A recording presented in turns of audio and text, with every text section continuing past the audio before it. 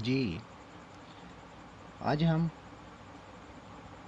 4 line جو ہیں English حروف لکھنے کے لیے ہم استعمال کرتے ہیں، اس کے بارے میں ہم نے جاننا ہے کہ یہ 4 لائنیں جو ہیں یہ ہماری کیسے ہیلپ کر سکتی ہیں۔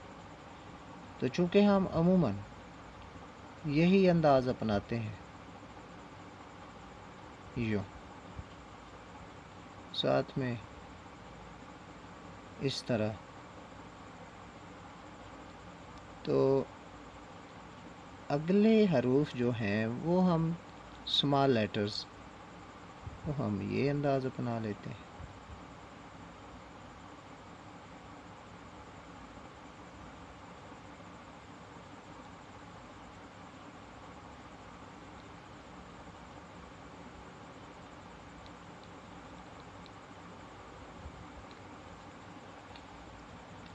یہی طریقہ کار اختیار ہے،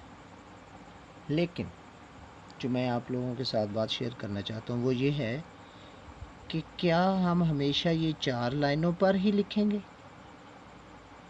یا اس سے ہٹ کے بھی ہم اچھی رائٹنگ کر سکتے ہیں؟ تو اس سلسلے میں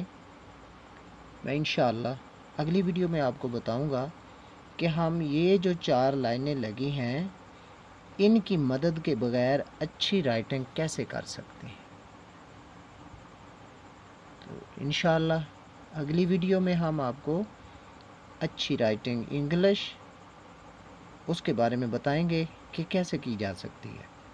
ان 4 لائنوں کو ہم بنیاد سمجھیں گے، انہی کی بنیاد پہ ہم نے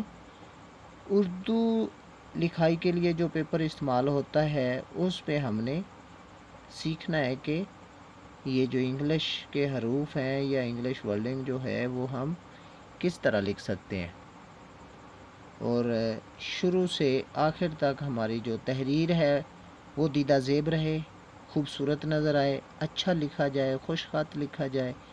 اور حروف جو ہیں وہ اوپر نیچے بھی نہ ہوں، ان کی لائن اور لینتھ جو ہے وہ بالکل برابر ہونی چاہیے۔ تو اس کے لیے ہم انشاءاللہ اگلی ویڈیو میں آپ کو بتائیں گے کہ کیسے کرنا ہے یہ سب کچھ۔ تو اس کے لیے ہمارا چینل جو ہے اسے سبسکرائب کر لیجئے